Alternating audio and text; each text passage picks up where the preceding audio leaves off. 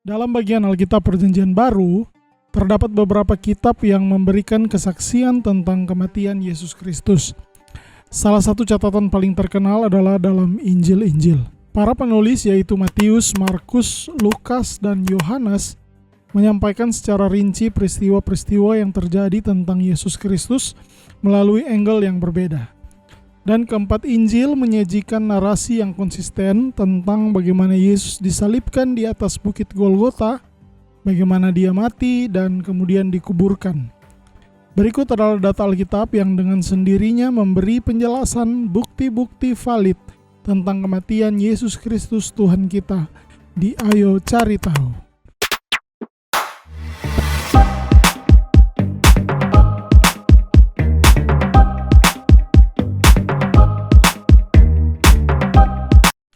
Kita masuk pada bukti dari kematian Yesus. Yang pertama, hukuman cambuk. Ada yang berasumsi Yesus dicambuk sebanyak 39 kali. Sebab itulah yang dialami oleh Rasul Paulus dalam 2 Korintus 11 ayat 24. Namun Paulus menuliskan bahwa ia disesah oleh orang Yahudi. Dan tradisi Yahudi menyatakan bahwa hukuman lebih dari 40 kali cambukan itu merendahkan orang sebangsanya dalam Ulangan pasal 25 ayat 3. Itu sebabnya Paulus tidak pernah dicambuk lebih dari 40 kali, tetapi dalam kasus Yesus, ia dihukum bukan oleh orang Yahudi, tetapi oleh orang Romawi. Mereka tidak mengikuti aturan Yahudi dan cara penyiksaan mereka lebih brutal. Hukuman cambuk bagi orang Romawi adalah hukuman berat. Dalam konteks budaya dan praktik hukuman Romawi pada masa itu, cambuk yang digunakan oleh penjaga Romawi biasanya terbuat dari tali atau rantai dengan potongan logam atau tulang kecil yang tajam yang disematkan di ujungnya. Ini dikenal sebagai flagrum atau flagellum. Penjahat bisa mengalami kematian hanya karena hukuman ini. Hukuman ini tidak hanya bertujuan untuk membuat rasa sakit, tapi juga mempermalukan karena mereka dipukuli seperti, hewan yang bodoh. Karena sambil dipukuli, mereka pun dihina dan dilecehkan. Yang kedua, penyalipan. Penyalipan sebenarnya tidak ditemukan oleh orang Romawi, namun mereka sering menggunakannya. Hal ini dianggap sebagai bentuk eksekusi yang paling mengerikan, menyakitkan, berliku-liku, dan memalukan.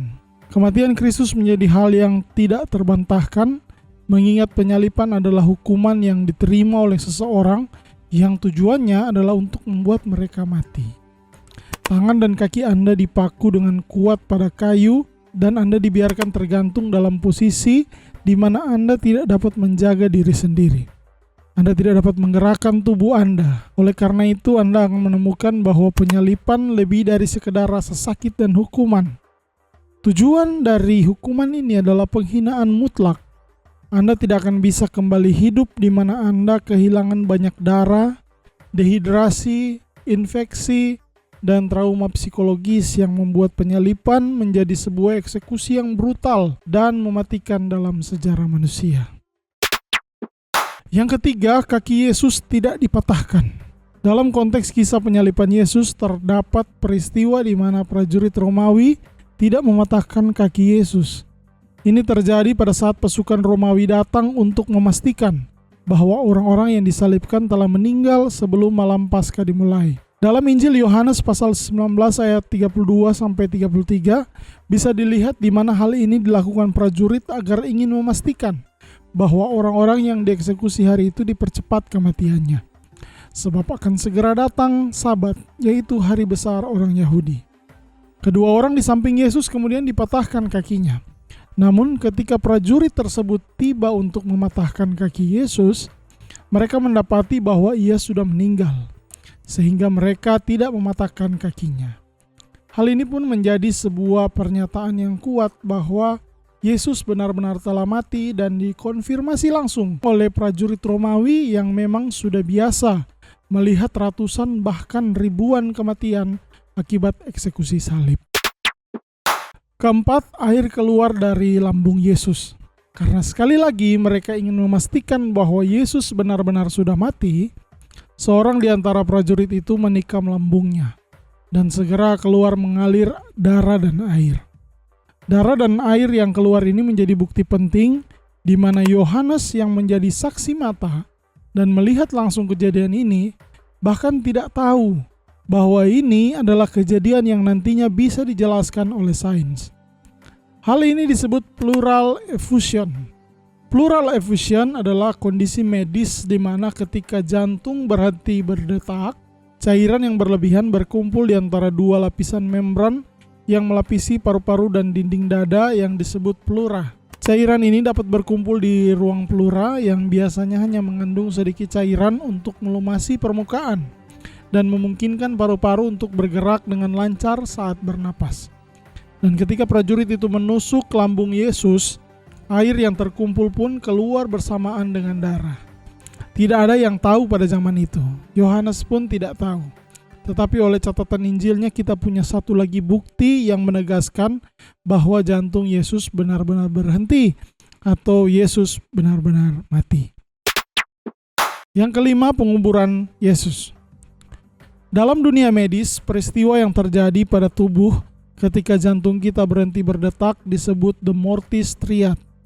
Dan ini terjadi di semua kasus kematian, di mana orang yang telah mati, tubuhnya menjadi dingin, kaku, dan berubah warna.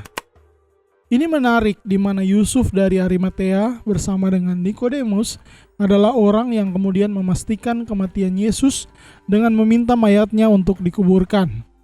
Tentunya ketika mereka mengambil tubuh Yesus, mereka sudah memastikan bahwa Yesus telah mati sebelum mengapaninya. Tentunya dengan melihat bahwa jasadnya telah memiliki ketiga hal di atas. Ini menegaskan kembali bahwa Yesus memang benar-benar sudah mati. Dan setelah ia dikuburkan, Alkitab mencatat bahwa makamnya ditutup dengan batu besar, dijaga dan disegel. Tindakan ini menunjukkan bahwa para pemimpin Yahudi dan otoritas Romawi percaya bahwa Yesus telah meninggal dan mereka berusaha mencegah orang lain memindahkan tubuhnya.